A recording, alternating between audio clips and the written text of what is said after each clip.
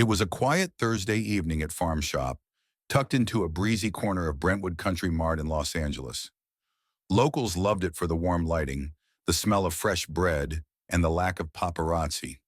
For Maya, it was just another shift, another stack of dishes, another round of pretending she wasn't tired. At 27, Maya moved like someone who knew how to balance a tray with one hand while reading the room with the other. She'd memorized regulars' orders, dodged her fair share of broken glass, and could fake a cheerful smile even when her feet ached. Tonight was no different until her manager pulled her aside near the open kitchen. "Table 12, don't make a scene," he whispered, eyes wide. Maya peeked over, her breath caught in her throat. There he was, clean-shaven, sunglasses off, hair slightly tousled like he hadn't tried too hard, which ironically made him look even more like himself. Robert Downey Jr. She turned back to her manager. "Why me?" "Because you're the only one who won't freak out." He was right, mostly. Maya didn't scream or ask for a selfie. But inside, her stomach twisted. She wished she could ask to switch tables. But she also knew that wasn't an option. So she did what she always did. Smile, breathe, and walk forward like nothing was different. "Hi there, welcome," she said as she placed the menu on the table. "Can I get you started with something to drink?" Downey looked up. "Sparkling water, and maybe surprise me with something good for dinner?" "Sure," Maya said, writing it down with steady hands and trembling bones. Back in the kitchen, she stared at her order pad longer than she needed to. Her heart was racing, not because she was serving a movie star, but because this particular one represented something so painful, so deeply buried she hadn't spoken it aloud in years. She delivered the food, kept her distance, refilled his glass. Downey didn't talk much. He was polite but distracted, checked his phone a few times, gave a faint nod when she asked if he liked the food, and Maya, in between all that, kept rehearsing one sentence in her mind. "My brother died watching Iron Man." It was true, a sentence that simple shouldn't carry so much weight, but it did. Her brother Liam had been 16, a heart condition. They didn't know how bad it was until it was too late. That night, Liam had insisted on watching the first Iron Man in the theater. It was a re-release screening at the local independent cinema. "It's my favorite," he had said. "If I'm going to see one more movie in a theater, let it be that one." He didn't make it to the credits. Maya was beside him when it happened. The popcorn spilled across the floor. Her mother's scream. The paramedics. All of it, forever etched in red and gold across her memory. She remembered the static crackle of the emergency radio, the sharp scent of disinfectant, the way Liam's hand slipped out of hers as the lights on the theater ceiling blurred with her tears. And now, here he was. The man behind the suit, sitting 10 feet from her. Should she say it? Downey had just asked for the check. Maya brought it over, hands no longer steady. As she placed the small black folder on the table, she hesitated, just a second too long. He looked up. She forced a smile. "My brother, he died watching your movie," she said softly. "Iron Man. He was your biggest fan." Downey froze. Just like that, the air changed. He didn't say anything. His lips parted slightly as if to speak, but nothing came. Maya didn't wait for a reply. She nodded politely and turned away. She could feel the heat rising in her chest. Her fingers gripped her notepad like a lifeline. Behind her, silence. Maya spent the rest of the evening in a fog.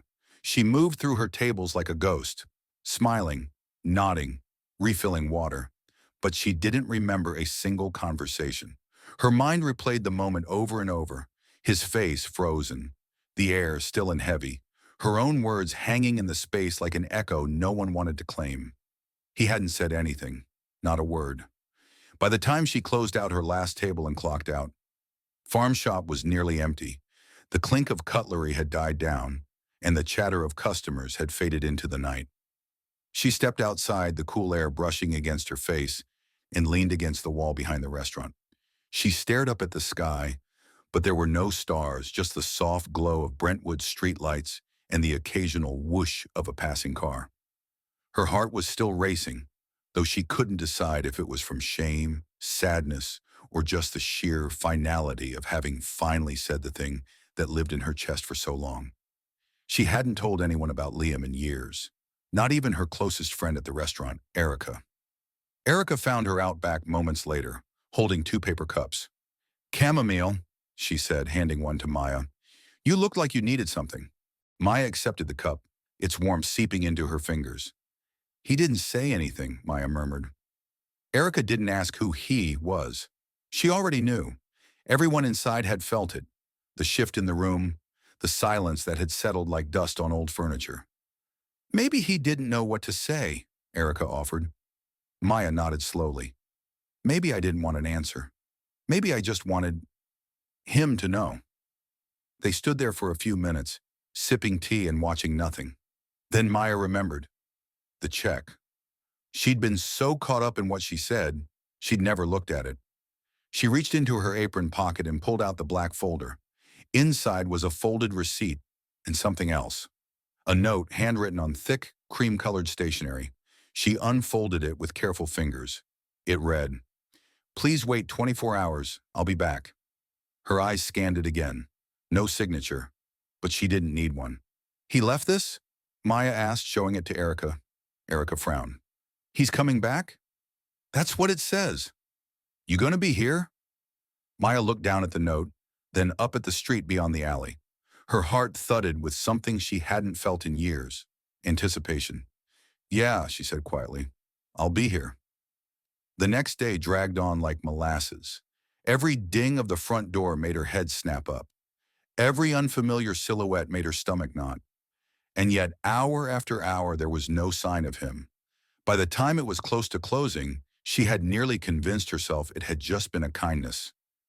Words written out of guilt, or obligation, or simply habit. She was wiping down table 12, ready to reset it for tomorrow, when the hostess whispered, "He's back." Maya turned, and sure enough, there he was, Robert Downey Jr., walking in with a small boy beside him. The kid was maybe 8 or 9, wearing a baseball cap far too big for his head and a button-down shirt that made him look like he was going to his first school dance. Downey caught her eye and gave her a small nod. He motioned for her to join them. Maya stepped forward slowly, unsure of what to expect, her heart in her throat. "This is Ethan," Downey said softly. "He wanted to meet you." The boy looked up with wide eyes and said, "You're the one who told him about Liam, right?" Maya blinked. Downey smiled gently. "He's got a story too, and I think maybe you're the right person to hear it." Maya sat across from Ethan and Downey at table 12, the restaurant quieting around them as the late evening hush settled in. The boy looked nervous but determined, his small hands resting on the edge of the table like he was anchoring himself to the moment. Downey gently placed a hand on Ethan's shoulder and nodded. "Go ahead." Ethan took a deep breath. "My brother's name was Zach," he began, his voice soft but steady. "He was really sick for a long time. Leukemia. He was only 14 when he passed." Maya's heart tightened. She didn't speak, didn't need to. Her eyes, locked on Ethan's, did the listening. "We used to watch Iron Man together," Ethan continued. "Every time he came home from chemo, we'd watch one of the movies. He said you were like a superhero who was real, someone broken, but still trying." Downey's face didn't move, but his eyes seemed heavier now. "One night Zach was in the hospital," Ethan said, "and I asked him what he wanted to do if he got better. He said he wanted to meet Iron Man. Not the suit, just the guy who made mistakes and still kept going." Ethan blinked quickly, trying to swallow the lump in his throat. "But he didn't get better." A pause fell. Maya reached across the table, gently placing her hand over Ethan's. He didn't pull away. "I told Mr. Downey about it," Ethan said, glancing up at the actor. "At a fan meet last year. I was scared, but I said it anyway." And he remembered. Maya looked to Downey now. He leaned back slightly in his chair, exhaling slowly. "I remember a lot of things people say," he said, voice low. "But some things, they stay. That day he told me about his brother, and I couldn't stop thinking about it. About how this thing I did, this role I played, meant something beyond just box office numbers or magazine covers." He looked over at Ethan. "So when you spoke to me yesterday," he said, turning to Maya, "it felt like a second piece of the same story." Maya nodded slowly, the pieces clicking into place. Downey pulled something from his jacket pocket. It was a small, folded photo, a still from the first Iron Man film. He slid it across the table to Maya. On the back was a note. For Liam and Zach. Real heroes. RDJ. Maya stared at the photo, her fingers tracing the edge. For a moment, the weight of grief lifted just enough for her to breathe. There's something else, Downey said, his voice tightening slightly. Ethan and we talked about doing something for kids like Zach and Liam. Kids who see themselves in these stories but don't always get the chance to finish theirs. Maya looked up, her brow furrowed gently. Like what? Downey smiled faintly. A foundation, scholarships, screenings in hospitals. Something small maybe, but real. Ethan beamed. We already picked a name. The Liam and Zach Project. A single tear slipped down Maya's cheek, but this time she didn't wipe it away. The room wasn't silent anymore. It was full of memory, of purpose, of the strange warmth that comes when strangers connect over invisible threads of shared pain. Downey stood and reached for his wallet. No charge, Maya whispered, half joking, half meaning it. But Downey shook his head. This isn't about a meal. He placed a folded check on the table and gently tapped it. For the first screening, he said, and for Liam. Then he turned to Ethan. You ready to go, champ? Ethan nodded, but then paused. Can she come with us? Downey looked to Maya. We could use another hero. Maya laughed softly, her voice catching. Then let me grab my coat. The sun had barely risen the next morning when Maya found herself standing in front of a modest building tucked just off Santa Monica Boulevard. The sign out front was temporary, laminated paper inside a glass frame. But the words made her pause. The Liam and Zach Project. First hospital screening today. Inside, volunteers buzzed with nervous energy.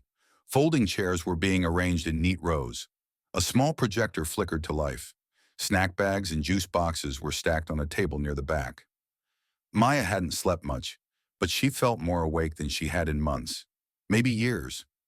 She spotted Ethan near the front, sitting cross-legged on the floor with a girl his age, showing her how to use a tablet. The girl laughed, and something in Ethan's smile, relaxed and proud, reminded Maya of someone she never met. Zach. Downey stood by the door, sleeves rolled up, helping carry in extra chairs. A woman with a clipboard followed him, rattling off questions, but he nodded patiently. He caught sight of Maya and smiled. Hey, co-founder, she grinned. I got a title now. You showed up. That's all the resume I need. The next hour passed in a blur of setup and greetings. Children from the local pediatric oncology unit began arriving with nurses and parents. Some were pale, others wore superhero shirts. A few carried 4 poles, their energy quiet but present. At 10 a.m. sharp, the lights dimmed. The Marvel Studios logo shimmered across the screen. Maya stood near the back, watching the audience instead of the film. She saw how the kids leaned forward, how they whispered and gasped and giggled. For 90 minutes, the hospital faded away. There was only the screen and a genius in a red and gold suit trying to fix what he broke. When the credits rolled, a boy clapped loudly. Another stood and bowed. Nurses wiped their eyes. One father held his daughter so tightly Maya thought he might never let go. Downey stepped beside her. That, he said softly, was the goal. Maya nodded, eyes wet. As they cleaned up, a mother approached. Her son, maybe 6, clung to her side, wearing a Captain America hoodie too big for him. He hasn't smiled in weeks, the woman whispered, until today. Maya knelt and offered him a high five. He raised his tiny hand and slapped hers. You're a hero, she said. Like Iron Man? He asked. Exactly like him. Once the last chair was folded and the last juice box tossed, Downey sat across from Maya near the screen. He looked more tired than before, but peaceful. You okay? He asked. I think so, she said. It's a lot. He nodded, then pulled a slim envelope from his bag. This came in fan mail a while ago, he said. I didn't know why I kept it. Now I do. Maya opened the envelope. Inside was a letter written in shaky, uneven handwriting. The date at the top read 3 years ago. It was from a boy named Zach. In it, he talked about Iron Man, about how his sister worked too much, and how he didn't know how to tell her he was scared. I want her to know I'm not scared anymore, it ended, because Iron Man keeps going. So maybe she will too. Maya sat silently, her hands trembling around the page. She didn't cry right away. She just breathed, and for the first time in years, it didn't feel impossible. 2 weeks later, Maya stood backstage in a modest auditorium in Burbank, staring out at the small but attentive crowd. Rows of folding chairs were filled with kids from foster homes, shelters, and local schools. Some clutched superhero comics, others whispered excitedly. All of them were waiting for something, maybe a moment to believe in. Downey stood on stage, his sleeves rolled up, hands casually clasped in front of him. When I first played Tony Stark, he began, I didn't think I was doing anything noble. I was trying not to mess up. But over time, I realized something. You don't choose when a story matters. It just does. Maya stood to the side with Ethan, now proudly wearing a lanyard that read L&Z Project Volunteer. He was bouncing slightly, unable to hide his excitement. Downey wrapped up his remarks with a quiet, "You matter. Every single one of you." The applause that followed wasn't loud, but it was genuine. Then he turned and nodded to Maya. She hesitated only for a heartbeat. It had been years since she'd spoken to more than a table of customers at once. But now, with the auditorium hushed and expectant, she stepped forward. The microphone was cold in her hand. "My name is Maya," she began, her voice clear. "I'm a waitress. I was anyway. I lost my little brother 3 years ago. His name was Liam. He loved Iron Man. He watched the movie so many times, he could quote every line." She paused, eyes scanning the room. "I didn't understand why, until I started watching them after he was gone. Then I saw what he saw. A man who was flawed, scared, messed up, but who still chose to fight for something better." She spoke about Zach's letter, about the unexpected dinner with Downey, about grief and healing, and the idea that sometimes strangers become part of your story for a reason. When she finished, a deep quiet filled the auditorium. Then came applause. Soft at first, then building, row by row. Backstage, Downey watched her with an expression that said nothing and everything all at once. Afterward, a girl around 16 approached Maya. Her head was shaved, a scarf tied gently around it. She offered a small, serious smile. "I lost my sister last year," she said. "No one ever talks about this stuff, but you did, and it helped." Maya hugged her, holding on longer than either expected. Later that night, Downey and Maya sat on a bench outside the venue. Ethan was trying to wrangle goodie bags in the background, dropping more than he handed out. "You did good," Downey said, breaking the silence. "I didn't throw up," Maya replied. "So when?" Downey chuckled. "Bigger than that." She looked at him. "Why do you really do all this? You could just make donations, show up for photos." He thought for a long second. "Because when I hit rock bottom, someone showed up. Someone stayed. That's how I got here. This is how I say thanks." He glanced at her. "And because of Liam, and Ethan, and a waitress who wouldn't let grief shut her down." Maya looked up at the stars. "Still feels surreal. Give it time. Reality's overrated anyway." The next day, a local journalist's tweet about the event went viral. Clips of Maya's speech circulated. Donations spiked. Pediatric units reached out. The Liam and Zach project went from a pilot idea to a national initiative in under 48 hours. At night, as she sat alone in her apartment with the letter from Zach framed above her desk, Maya whispered, "We did it." And though the room was empty, she swore she heard Liam's voice say, "Told you so." The months that followed moved both slowly and all at once. The Liam and Zach project grew in ways Maya never imagined. What began as a tribute to two boys, one a brother she lost, the other a stranger who felt like kin, became a ripple that turned into a wave. Hospitals from New York to Seattle requested screenings. Pediatric units reached out for story sessions and character visits. Letters poured in, handwritten notes, crayon drawings, videos of kids in hospital beds smiling with superhero masks. And at the center of it all, Maya remained. Not as a celebrity, not a founder on a stage, but as a sister. She still worked some shifts at the diner, not because she needed the paycheck, but because the clatter of plates and the smell of coffee grounded her. Regulars began recognizing her. "You're that waitress, right? From the Iron Man story?" She'd nod, pour coffee, and smile. Downey kept showing up too, quietly, not for cameras or clout. He sat with kids who had questions he didn't always know how to answer. He didn't try to be wise. He was just there. And then, one evening in late spring, he texted her. "Dinner? Just you and me. No press, no cause." They met at a small bistro tucked away in Silver Lake. The lighting was warm, the tables crowded but comfortable. Downey had a paper-wrapped package under his arm. No ribbon. "Open it later," he said as they sat. Dinner was casual, a mix of heavy and light. They talked about anything but grief, music, food, bad superhero costumes. It was the first time Maya saw him laugh freely. As they stepped out into the night, Maya glanced at him. "Do you ever think about before?" Downey tilted his head. "Before what?" "Before it all got better." He was quiet for a long stretch. They walked past a street musician playing an old jazz tune. "I used to think regret was a wound," he said, "but I've learned it's more like a scar. You don't forget it, but it doesn't have to hurt."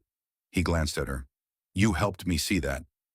Later that night, Maya sat on her bed and unwrapped the package.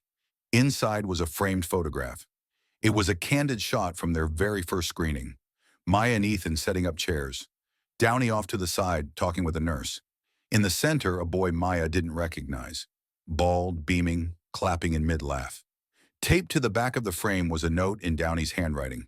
"You never know who's watching, but they'll never forget what they saw." She placed the frame beside Zach's letter and the photo of Liam. She didn't cry. Not yet. But she sat there for a long time. Silent. Full. The next morning she woke to find her phone buzzing. A hospital in Chicago wanted to host a screening.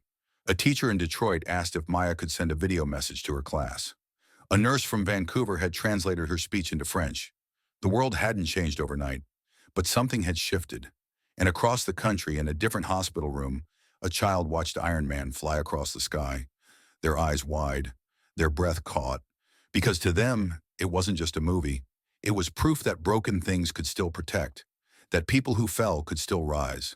And Maya, she finally believed it too. The following summer, the project brought them to Boston.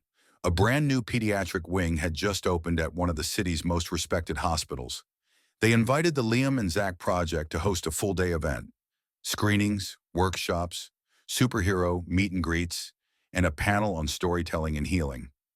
Maya flew in with Ethan and 2 more volunteers. Downey was scheduled to arrive later, between film obligations. The hospital's event room was filled with soft light and colorful murals of forests, clouds, and caped figures. Nurses hustled between check-ins and equipment. The scent of popcorn and vanilla air freshener floated through the space. Maya was by the entrance, double-checking name tags when a nurse in blue scrubs approached her. "There's a girl upstairs, Amelia. She's a fan of yours," the nurse said, almost shyly. "She's been asking for you since Tuesday. Room 412B. Of me?" Maya blinked. "Are you sure she doesn't mean Downey?" The nurse smiled. "She saw your speech online. She calls you the Iron Sister."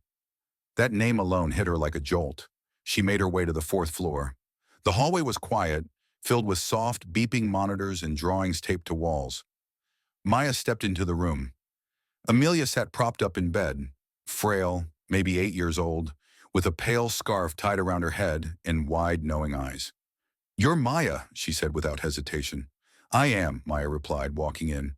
"But how did you—" "I saw the video," Amelia said. "You talked about your brother and about Tony and how people leave but love doesn't." Maya felt her throat tighten. "That's right. I watch it before bed sometimes.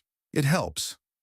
They talked about movies, about Zach, about how Maya once served soup to someone who didn't know what a spoon was. Amelia giggled and confessed she once faked a stomachache just to skip a spelling test. Before Maya left, Amelia reached out and held her hand. "I don't want to die scared." "You won't," Maya whispered. "Not ever." Downstairs, the event began. Kids made masks and decorated capes.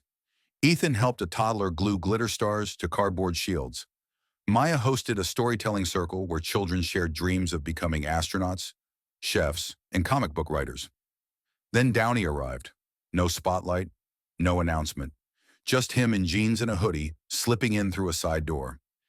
He knelt beside kids for pictures, signed hospital gowns, answered every question patiently.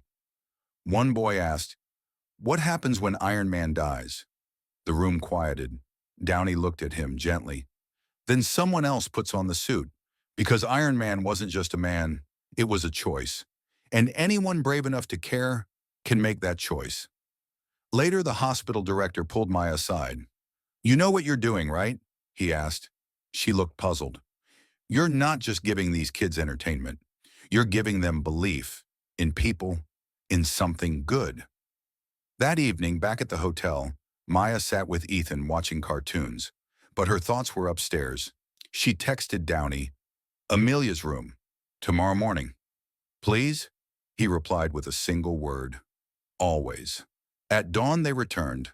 The halls were quieter. Morning rounds had just begun. In room 412B, Amelia was curled on her side, eyes half closed. Machines blinked silently.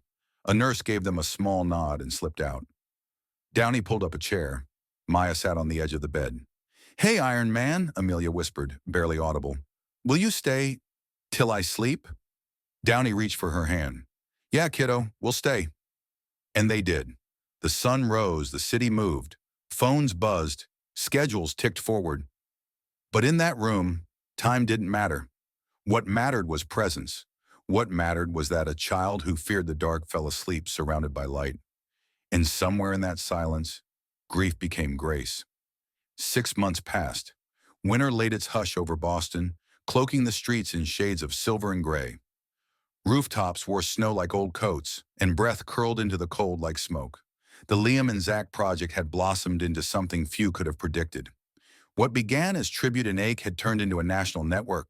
24 cities with dedicated teams, a bustling website, educational toolkits, and enough funding to provide resources to hospitals that had gone overlooked for years. But no matter how high the movement climbed, Maya never forgot room 412B. Amelia had passed away 2 weeks after their visit. Peacefully, a nurse had said, with Iron Man at her side and her hand in Maya's. Maya hadn't spoken of it much, not to the press, not to her team, not even to Downey. But some nights, she'd sit by her window and replay the memory. The dim light on Amelia's face, the sound of machines humming like lullabies. Downey's hand gripping hers with a reverence words couldn't touch.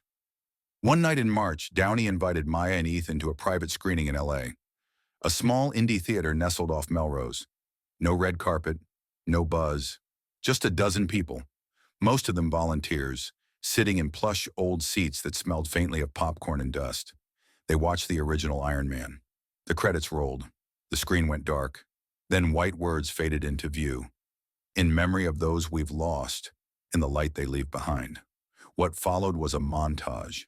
Clips from events, giggles and gasps in hospital wards, a superhero mask made from construction paper, Maya speaking at a school assembly, Ethan high-fiving a kid in a Spider-Man hoodie, Downey kneeling by a hospital bed, making a child laugh, and then Amelia, a quiet video.